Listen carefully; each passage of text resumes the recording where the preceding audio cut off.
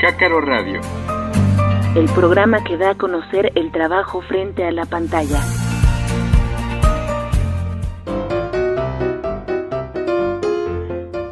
Extra, catástrofe en un cine de la ciudad. Fue el 21 de julio de 1947, durante el matiné en el Variedades, el joven José Cruz Avendaño, cuando era muchacho de 17 años de edad, quien vendía paletas en el cine, gritó: ¡Fuego! ¡El cine se quema!, por lo que los espectadores corrieron hacia la salida desesperados. Desafortunadamente, 2 niños murieron y 15 personas resultaron heridas. Sin embargo, fue para su sorpresa que no había ningún incendio, y a pesar de los heridos, cuando la gente se dio cuenta que era una broma, bien campantes regresaron a la sala a terminar la película. Eso sí, la empresa se hizo cargo de los gastos funerarios y médicos. El Cine Variedades, ubicado en Puebla, tiene consigo una gran trayectoria de anécdotas, las cuales iremos contando poco a poco en Cácaro Radio.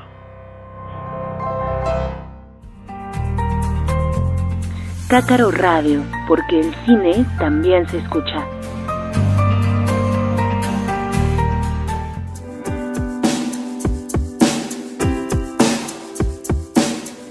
Hola, ¿qué tal? Bienvenidos y bienvenidas a la segunda edición del podcast Cácaro Radio, el espacio donde el cine también se escucha. Mi nombre es Kireli Macedo y formo parte de CD Cine, la red de más de 200 proyectos de exhibidores de cine en toda la República Mexicana. Y como ya lo escucharon en nuestro podcast del mes pasado, la iniciativa de Cácaro tiene como objetivo dar a conocer los espacios y proyectos que conforman la CD Cine, así como el reconocimiento de la labor que realizan los directores, camarógrafos, guionistas y sobre todo del equipo que hace que la magia del cine se proyecte. Así es, los exhibidores del séptimo arte. Y es por eso que les mandamos un gran saludo a todos los sedecineros de la República Mexicana, así como a todas las personas que tienen un cineclub, un proyecto de cine y todo lo que tenga que ver con este grandioso arte.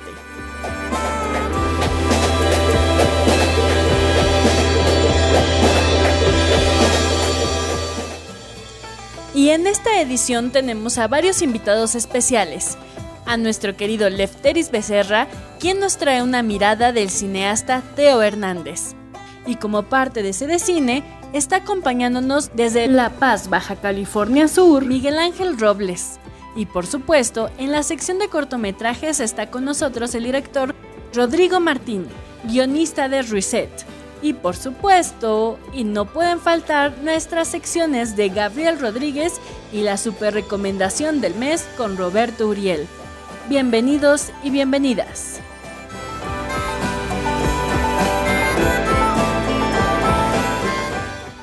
Y hablando de la labor que se está realizando en nuestro país de los exhibidores, en la siguiente sección de Sedecineros daremos a conocer el trabajo que están realizando los integrantes de CD Cine. Y en esta ocasión iniciamos con Miguel Ángel Robles del Cine Club Tropical, quien empieza un proyecto en una cafetería en el centro de su ciudad, La Paz, Baja California Sur, y así hace muestras de cine de manera itinerante. Vamos a escuchar su gran experiencia. Mi nombre es Miguel Ángel Robles, soy director del Cine Club Tropical. También soy miembro de la red Cineclub de La Paz. Bueno, el espacio del Cineclub Tropical nace en una pequeña cafetería y pues en esta cafetería que está en el centro histórico de la ciudad, resulta que pues ya no cabía más gente, siempre se llenaba, era mucha la gente que existía, el espacio era un aforo de 30 personas, pero a veces llegaban 50 y era un caos total porque tenía que ponerla arriba de una barra de la cocina, era un problema. Y yo vi que hay muchos espacios, terrenos grandes en el centro histórico de la ciudad. Y bueno, dije yo, ¿por qué no que aprovechar estos espacios y poderles dar la oportunidad de ver películas a una gran escala? Y dije, pues bueno, vamos a hacer funciones en jardines, en galerías, en terrenos, y se convirtió en cine itinerante. Las funciones se realizan solamente en el centro histórico de la ciudad, ahí solamente proyecto, y las funciones pues proyectamos toda la semana. Y esta idea de seguir continuando, proyectando, pues nace también porque la gente solicita y pide más películas. Hay a veces que dicen que gracias por poder ofrecer estos espacios en el centro histórico, porque también es eso, en el centro histórico de la ciudad no hay muchos eventos culturales y suelen a veces escasear mucho. Y también el gran problema es que los cines de aquí, los cines de aquí, Cinépolis, Cinemex, pues no proyectan películas alternativas, películas de cine mexicano. Es muy escaso lo que su exhibición en el programa, y pues realmente Cineclub es una gran puerta para ello. Y Cineclub Tropical lleva ya realizándose durante 5 años, la red Cineclub lleva 6 años, yo llevo pues con la red también, ¿no? Los 6, y Cineclub Tropical llevamos 5 años, ya vamos a cumplir próximamente 6 años con el Cineclub Tropical, así que estamos muy contentos con este progreso que no hemos parado en absoluto en ningún año. Y es muy difícil contar con gente que nos pueda apoyar, porque siempre la gente, la percepción, en su mayoría, no todos, tienen esta idea de que van a ganar dinero y que van a, pues digamos, generar muchas ganancias, pero no es así. Casi todas las funciones que hago yo las hago, pues yo muevo el equipo, todo lo que yo hago lo muevo. Por ejemplo, hay a veces que me toca ir en bicicleta y tengo que ir cargando el proyector, la laptop, las bocinas, o a veces tengo que cargar sillas de un lugar a otro, o limpiar un lugar. O sea, a veces sí me apoyan en ocasiones los que trabajan en lugares donde proyecto, por ejemplo, cafeterías y eso, pero en su mayoría todo lo que yo hago, funciones, cartel, promoción, todo lo que hago yo en todos los ámbitos de Cineclub, pues yo lo manejo. Y es complicado porque la cultura cinematográfica en la ciudad de La Paz, pues en cuanto a la idea de generar espacios, hacer cine, es muy escaso. Hay grandes directores, hay grandes promotores de la cultura que se dedican a la promoción del cine, pero hace falta mucho empuje, y Cineclub ha tenido un gran aprecio, ha tenido un gran, digamos, público. Las funciones que yo realizo en espacios así grandes pues se llenan, a veces tenemos 100, a veces tengo 100 personas, 180, y es maravilloso. También en Cineclub Tropical se me olvidó decir que también hacemos funciones colaborativas, o sea, a veces trabajamos con colectivos y, por ejemplo, salimos a proyectar a comunidades en las playas, en rancherías, en otros lugares. Y también, por ejemplo, yo también trabajo en la UAPS y a veces también hago funciones ahí. Y también a veces me invitan también para hacer funciones para niños, que eso es muy divertido. Las funciones para niños es muy divertido porque los niños se entretienen, es una gran experiencia. Y bueno, también hago otras funciones aparte del Cineclub Tropical, pero es eso.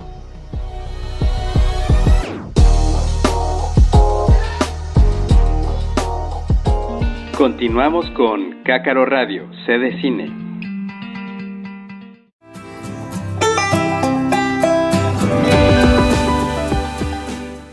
Y bueno, como les comentaba, Sede Cine está conformado por todos los proyectos de exhibición, tanto cineclubs, festivales, salas de cine independiente y mexicano, entre otros. Por lo que es bueno continuar con la historia cronológica del cineclubismo en el país, a cargo de Gabriel Rodríguez, mejor conocido como Gabo, quien desde 2001 es activo integrante del movimiento cineclubista internacional, así como del Cineclub Bravo. Es por eso que escucharemos un poco de esta historia a través de Visor. Visor, cronologías del cineclubismo. Una serie radiofónica con claves del fenómeno cinematográfico y las historias del público, con atajos a las raíces del cineclub y la evolución de la cinefilia en México y el mundo. A través de las palabras, nos asomamos a diversas formas de diálogo, convivio y organización cultural mediante la escritura, la oralidad y los medios de comunicación. Capítulo 2. Semillas de la cinefilia. Desde los años 20 del pasado siglo, en París se vivieron experiencias que abonaron en la formación de públicos, y así como la aparición de autores con sus películas inspiraron a otros artistas, el surgimiento de asociaciones motivó también que en otras ciudades de Francia y en las principales capitales españolas y latinoamericanas Otros grupos de aficionados crearon cineclubes, editaron publicaciones y ofrecieron sesiones cinematográficas a sus asociados. 1924-25, París, Francia. En este país se desarrollan los cineclubes y las salas de arte especializándose en vanguardias cinematográficas. Se sistematiza el cine-debate en la Tribune Libre du Cinéma con Charles Leger y se formalizan las participaciones del público al terminar las películas. Tenía sus antecedentes en el Club du Faubourg, creado y animado por Leo Poldés en 1917, que tuvo fama de ser un espacio de reputación sulfurosa. En 1924 murió Louis Deluc. Comenzó el Club du Faubourg en 1925 y entre los organizadores estaba Robert de Jarville, amigo de la cineasta y cineclubista Germaine Dulac, que impulsó el Cineclub de France, que agrupaba a muchas personas. 1926-1928, París, Francia. Un año después, impulsado por Léon Moussinac, surgió Les Amis de Spartacus, quienes incluían en sus estatutos la compra y explotación de películas, la gestión de una sala de cine, la gestión de un restaurante y la sociedad Amigos de Espartaco. Ese cineclub de izquierda enfrentó la censura y promovió el cine soviético de Alexander Dovzhenko y Dziga Vertov, y tuvieron especial afinidad por el acorazado Potemkin de Sergei Eisenstein. Al final de esa década se abrieron nuevas pantallas como la del estudio de Sur-Sulin en el barrio latino y el estudio 28 en Montmartre, que recuerdan la época del teatro Vieux Colombier al comienzo de los años 20. 1927-28, Madrid, España y París, Francia. Luis Buñuel participa en conferencias y exhibiciones de películas que inauguran las colaboraciones con la Gaceta Literaria, primero abriendo una sección dedicada al cine y después con programaciones cinematográficas. Aunque siempre fue un referente, Buñuel se alejó de esas tareas con la publicación al comenzar su carrera de cineasta con Un perro andaluz. 1928-1931, Madrid, España. La Gaceta Literaria en Madrid organizó las actividades del Cineclub Español, que hasta su desaparición en 1931 encabezará en el mundo iberoamericano el liderazgo editorial y de programación con críticas, crónicas y exhibiciones fílmicas de aquellos programas que se estrenaron en París. Luis Buñuel, Juan Piqueras, Ernesto Jiménez Caballero, Ramón Gómez de la Serna, entre otros, fueron sus promotores principales. El Cineclub Español concluyó sus actividades en 1931 en medio de fuertes divisiones ideológicas entre sus colaboradores. 1929, Las Arras, Suiza. En septiembre se llevó a cabo el Congreso Internacional de Cine Independiente, organizado por Robert Aron, quien reunió a un grupo de artistas provenientes de numerosos países e integrantes de las diversas vanguardias que vivían un momento de apogeo para reflexionar y polemizar sobre los caminos del cine.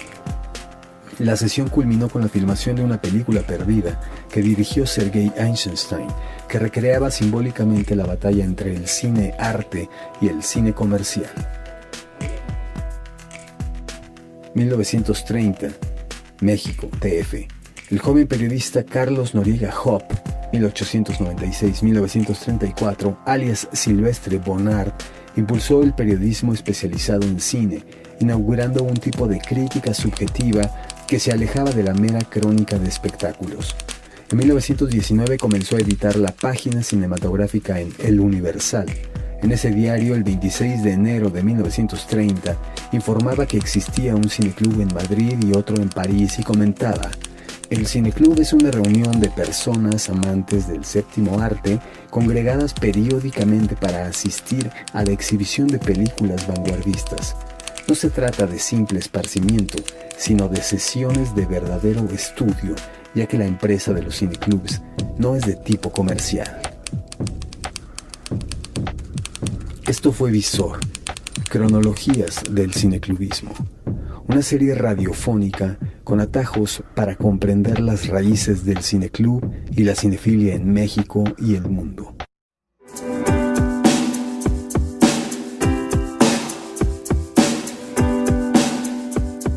Agradecemos a Gabo, quien en las siguientes ediciones nos estará contando cronológicamente la historia de los cineclubs. Es el turno de un gran director y guionista que nos da a conocer a través de su trabajo cinematográfico una visión muy interesante de la comunidad LGBT, mismo que nos regala su experiencia como realizador, dándole la importancia de que en el mes pasado, en junio, fue el mes del orgullo LGBT, y quien con su cortometraje Reset nos enseña una mirada muy interesante. Bienvenido, Rodrigo Martín Jaffe. Buenas tardes, nos encontramos aquí con Rodrigo Martín Jaffe, quien él es egresado con honores de la licenciada en Producción Cinematográfica Digital en la Universidad de Monterrey, donde se especializó en dirección y guión cinematográfico. E incluso hasta la fecha ha logrado concluir con éxito 3 cortometrajes de ficción, los cuales son Las estrellas también mueren, del 2018, Reset, que precisamente vamos a hablar un poco de este cortometraje esta tarde, fue del año 2017, y Goldfish, igual del mismo año 2017. Y para nosotros es un gusto estar con Rodrigo. Vamos a platicar un poco acerca de cuál ha sido tu trayectoria en este ámbito del cine y sobre todo que pues eres un cineasta muy joven, eso es algo muy bueno, y sobre todo la trayectoria que tienes.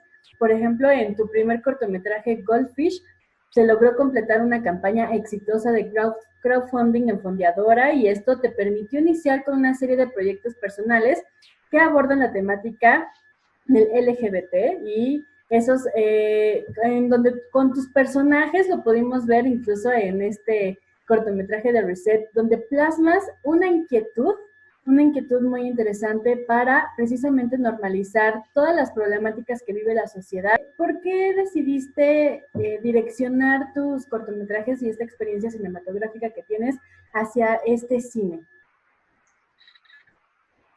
Me parece que un poco por la apertura de las personas, me parece un poco también por las cuestiones políticas que están ocurriendo, que de repente la oferta sobre la cinematografía LGBT tenía que aumentarse, ¿no?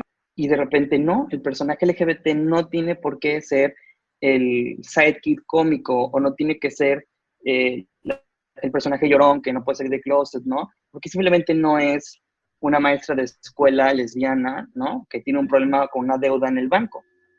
Claro. Ajá, exactamente, normalizar de repente la problemática LGBT para que por un lado haya más oferta, para que por otro lado las personas que son aliados y no aliados puedan ver una profundidad más acerca de nuestros personajes y seguir normalizando, digamos, desde un sentido político, pero también social, la cuestión LGBT más.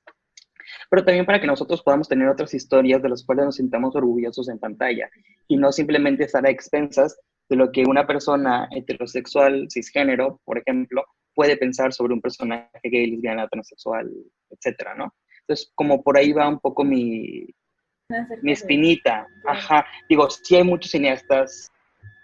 Reset es un proyecto que yo coescribí junto con Emilio Leija, que también él es el productor de la película, yo la dirijo, y Reset es una historia tremendamente personal para los dos, desde diferentes circunstancias, ¿no? Yo en lo personal le dediqué este corto a mi hermano, porque la película habla acerca de un mundo distópico, ¿no? Donde la población tiene acceso a esta ala gubernamental, si lo queremos ver así, que puede ser un cambio parcial o completo de personalidad.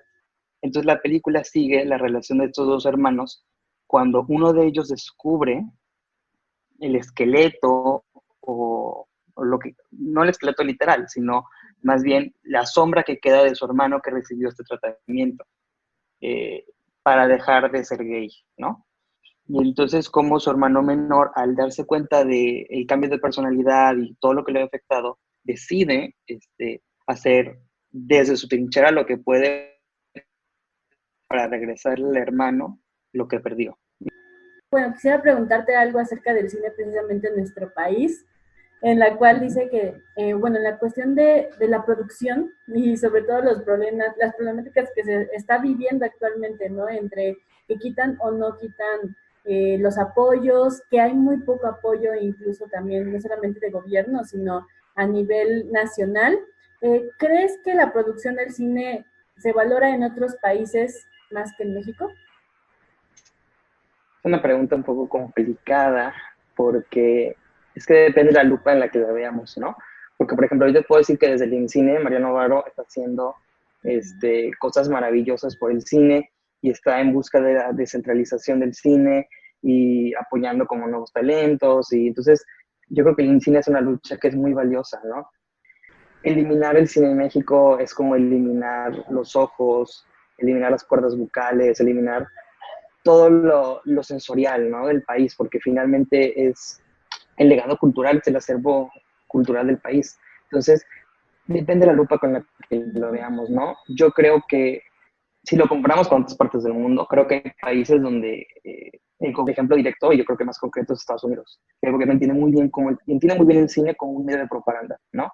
Y entiende muy bien cómo funciona y cómo aliarse, que nos hace sentirnos, identificarnos como mexicanos. Que si el gobierno lo entendiera al 100% y lo apoyara, yo creo que el cine mexicano estaría en otro mundo, porque a nivel internacional dominamos los festivales, que hay otras industrias, otras naciones que entienden o que ven o que conocen una mejor relación con el cine, ¿no? Y yo creo que México debería ir para allá, porque finalmente somos una industria y somos una proyección de nuestro país y de nuestras costumbres, nuestro idioma. Recomendarles, pedirles, llorarles que vean Reset, porque es una película que habla de temáticas que creo que son muy necesarias, sociales, políticas, ¿no? Que es una película que combina, digamos, el drama realista con la ciencia ficción, que creo que lo hago de una forma muy interesante. Ahí sí me pueden disculpar la modestia. Y entonces, denle una oportunidad a la película, compártanla y vean más cine LGBT, pidamos más cine LGBT, comprometámonos con el cine mexicano también. Hay mucho que ver, hay mucho que apreciar también de la labor de los directores guionistas. Entonces, muchísimas gracias, Rodrigo, por estar esta tarde con nosotros. Es para nosotros un gusto y pues ya sabes que en Cedecine estamos para apoyar a todo este rubro cinematográfico independiente y qué mejor que es mexicano. Cácaro Radio, una producción de Cedecine, la red de exhibidores de cine de toda la República Mexicana.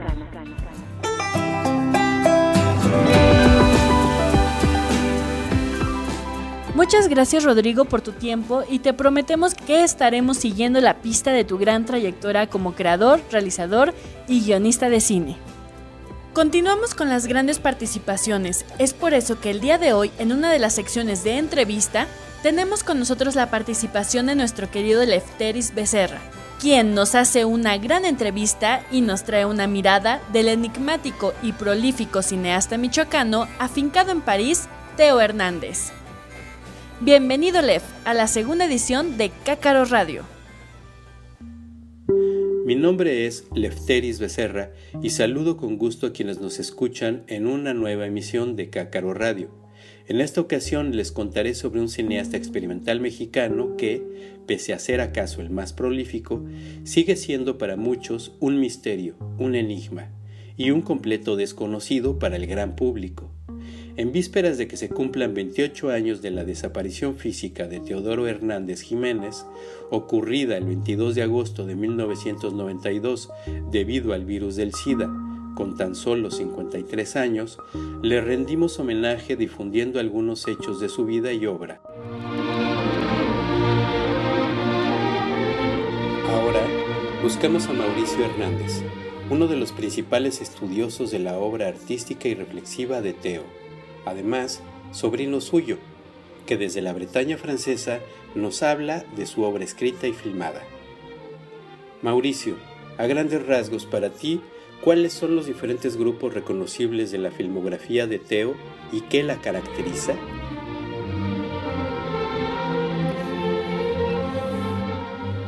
Yo creo que la pregunta implica un error de perspectiva.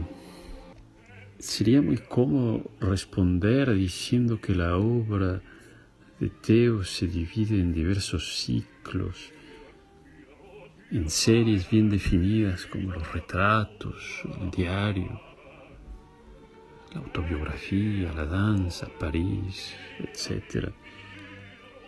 Esto ocurre porque el cuadro desde el cual se define a menudo la obra es el cine experimental francés de los años 80.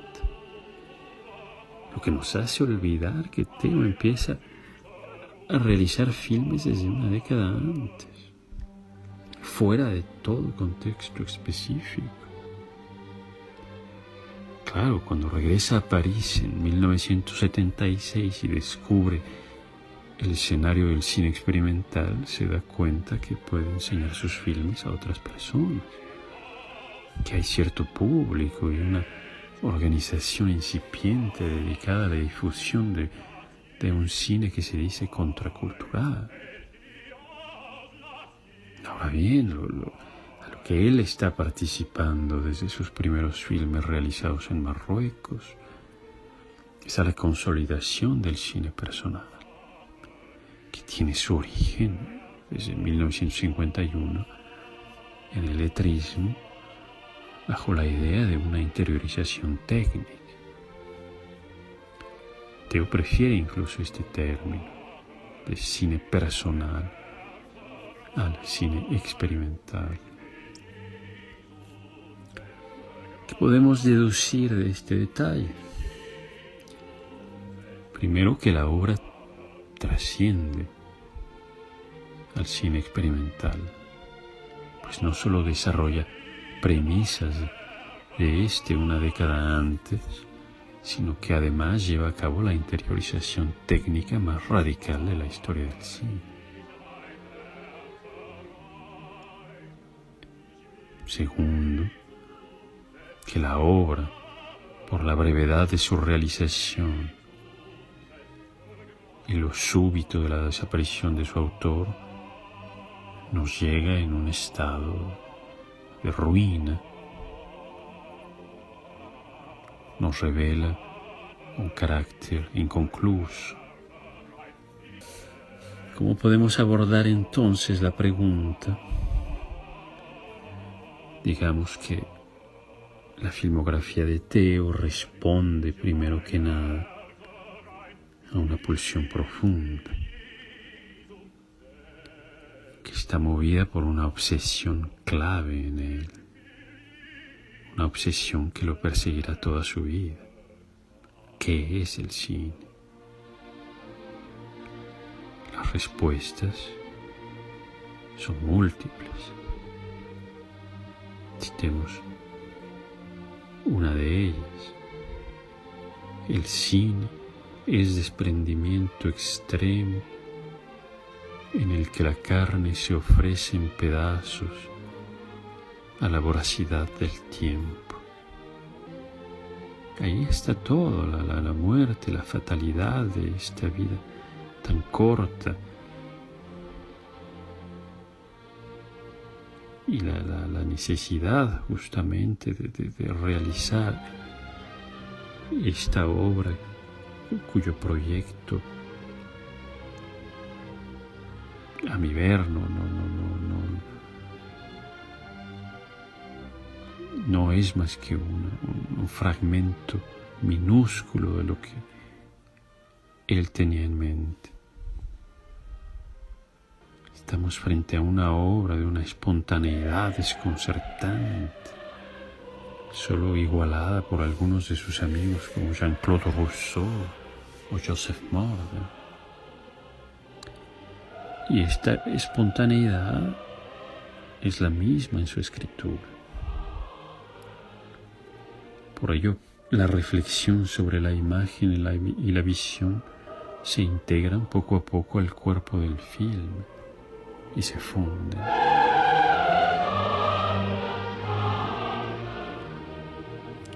Espléndida visión, Mauricio. El cine personal de Theo marcado por la espontaneidad. También buscamos a quien en México se ha afanado en la difusión de la obra cinematográfica de Theo Hernández, el gestor cultural Javier Morales, quien asimismo es sobrino del artista michoacano. Javier, tú que has realizado una labor consistente de promoción de la obra de Theo, quizá seas el más pertinente para responder a la pregunta de por qué es relevante su obra cinematográfica en la actualidad. ¿Y por qué es relevante en la actualidad la obra de Teo Hernández? Porque creo que ahora más que nunca ese espíritu que se frustró, esas ganas de querer hacer cine de autor, de querer dar tu visión, hacer tu propia obra, se olvidó, y ahora que es nuevamente y prácticamente gratis y fácil y posible, sobre todo ese sueño que fue muy difícil para esa generación y que pocos lo lograron, ahora lo puede hacer cualquiera.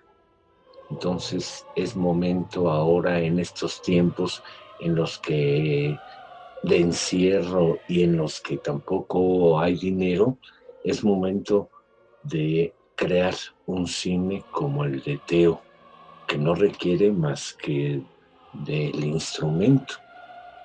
Es un cine del todo, hecho de la nada, y creo que es lo que necesitamos. El neorrealismo no fue gratuito. El neorrealismo italiano partió de unas condiciones peores. Ahora creo que debemos partir de estas condiciones que no son muy favorables para hacer ese cine surgido de las audiencias. Ahora que además es un cine, un público muy nutrido, muy instruido, muy conocedor, creo que también tiene algo que decir a este momento. Y creo que es el mundo que emerja, no el mundo ficticio, no la recreación de una realidad, sino la realidad misma. Y no porque sea documental, sino que creo que México tiene todo para que con solo apretar el botón se consiga una realidad que no ha sido jamás proyectada en la pantalla. Y Teodoro puede ser un camino para ello. Ir de la mano de su obra nos permite ir introspectando, nos permite ir dominando un lenguaje y llegar a una versión propia del nuestro. Y no requerimos más que de nuestro propio cuarto para ello. Parece haber, por lo que cuentas, más de una razón por la que es interesante acercar a Teo a las audiencias. Si tuvieras que pensar, Javier, en la significación de su obra, ¿cuál dirías que es? La significación de su cine, de su obra, es muy importante porque si bien a bien en sus primeros filmes intimistas no era más que una mirada y un abordamiento a ese mundo de una manera más humana y menos mecánica, llegó a ser de tal forma tan personal como un pintor con su pincelada en el lienzo, al grado mismo de pintar ya sin ver, como lo harían métodos poco tradicionales. Llegó a ese extremo Teodoro de olvidarse del visor y como jaguar emprender la caza directa para encontrar la imagen ante el lienzo de la vida. Háblanos más de esa noción que tenía Teo del cine jaguar. Hay que ser jaguar para poder filmar cine jaguar, y no es más que ante la escena encontrar esa imagen, recrearla, construirla a base de rasguños, a base de ese gesto poético, a base de insistencia, a base de pasión, a base de trabajo, a base de sufrimiento, a base de esfuerzo.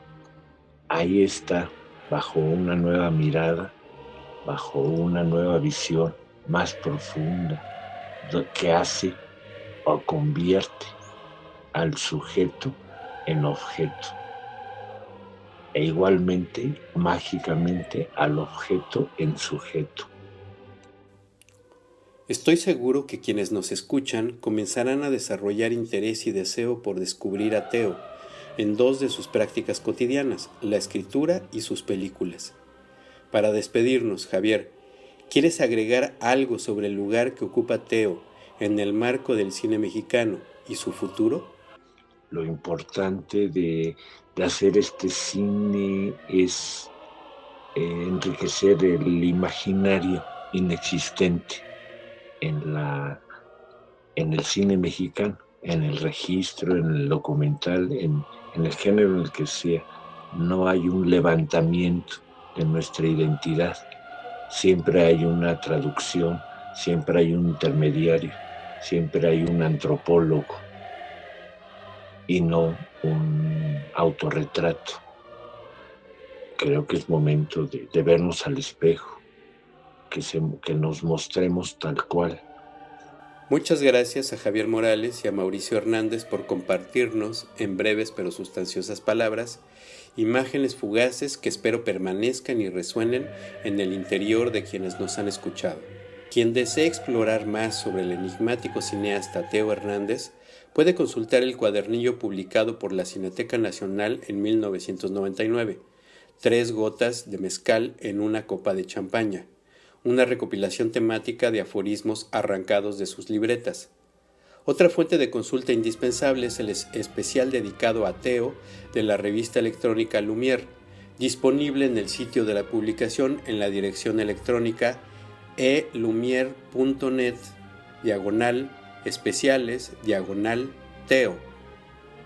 Otra fuente es el texto Experimentación Visual en Super 8, México y América Latina, de Álvaro Vázquez Mantecón, que se incluye en el libro Istmo, el cine experimental en América Latina, editado por Jesse Lerner y Luciano Piazza.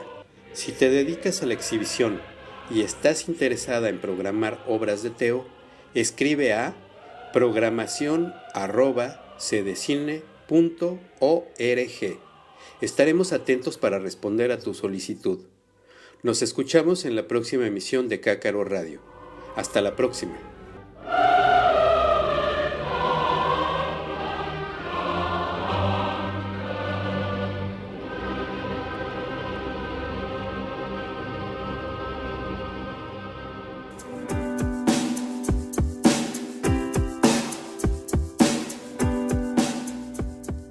Agradecemos a Lefteris y a sus entrevistados por esta gran plática.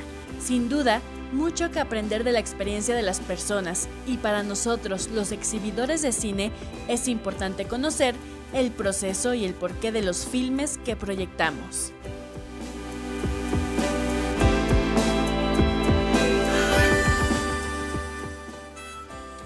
Y pues bueno, ya estamos llegando a nuestro gran final de Cácaro Radio, no sin antes escuchar a nuestro queridísimo Roberto Uriel, quien cada mes nos acerca al cine mexicano con sus recomendaciones del mes. Vamos a escucharlo.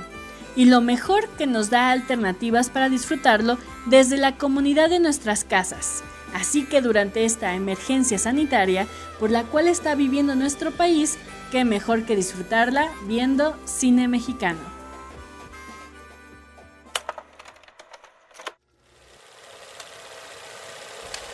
Hola, ¿qué tal? ¿Cómo les va? Soy Roberto Uriel Torres y aquí les tengo la recomendación de cine del mes. El pasado junio, que concluyó, como cada año, estuvo dedicado a hacer conciencia sobre la exigencia de respeto a los derechos humanos de la comunidad LGBTIQ+.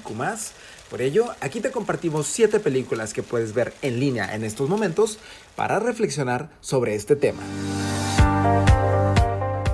Comenzamos con Quebranto, de Roberto Fiesco, del año 2013. Este es un documental que es un sensible acercamiento a Fernando García, conocido también como Pinolito en los años 70, y a Coral Bonelli en una misma persona.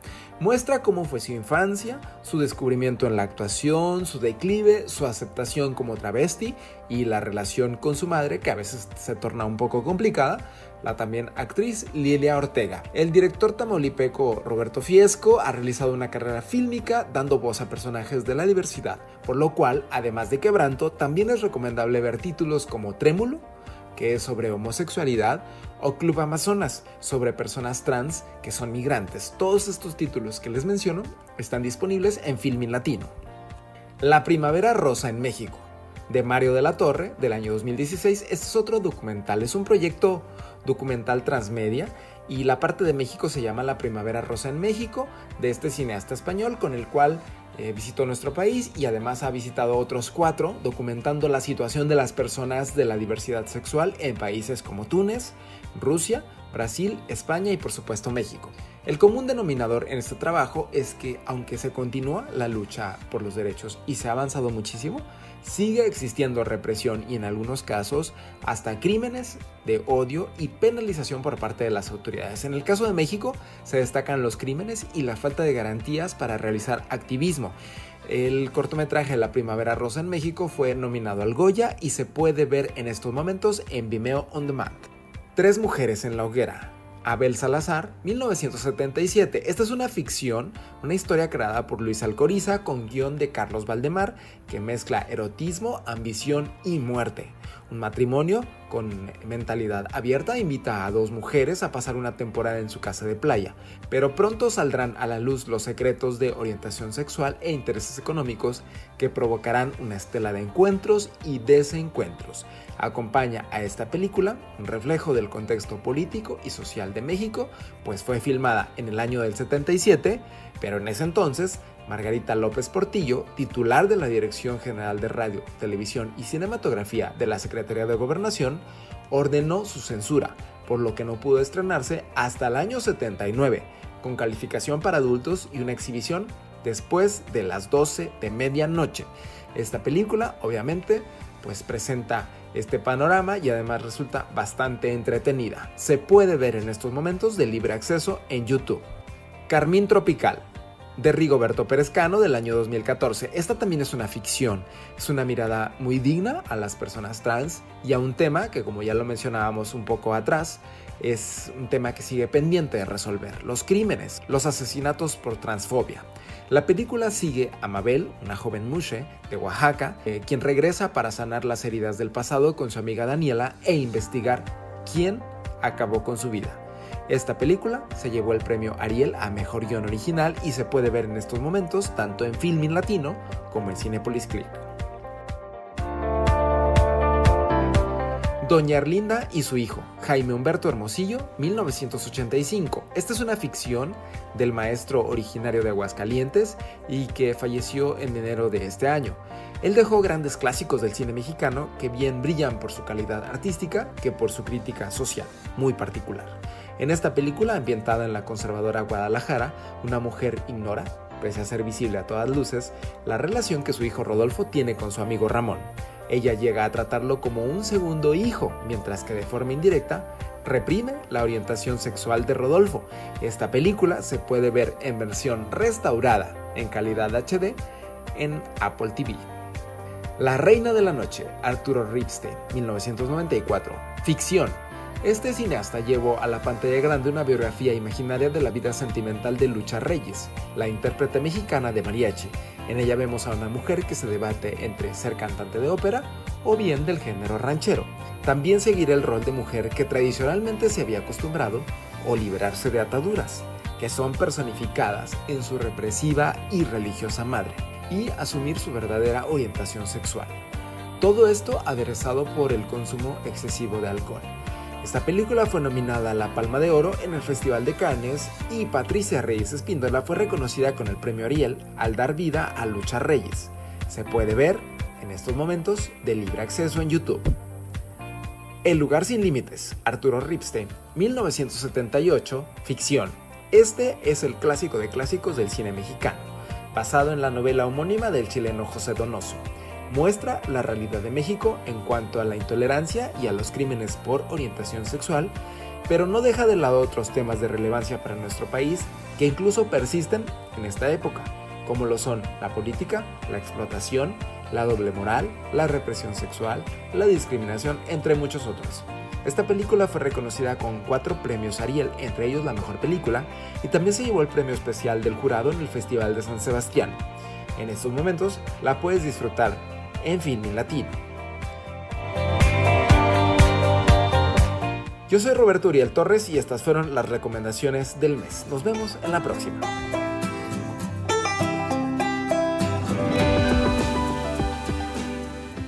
Muchas gracias, Robert, y gracias a todos nuestros invitados especiales en Cácaro Radio. Recuerden escucharnos cada mes a través de SoundCloud y YouTube como CDCine y a través de todas las redes sociales como en Facebook, Instagram y Twitter.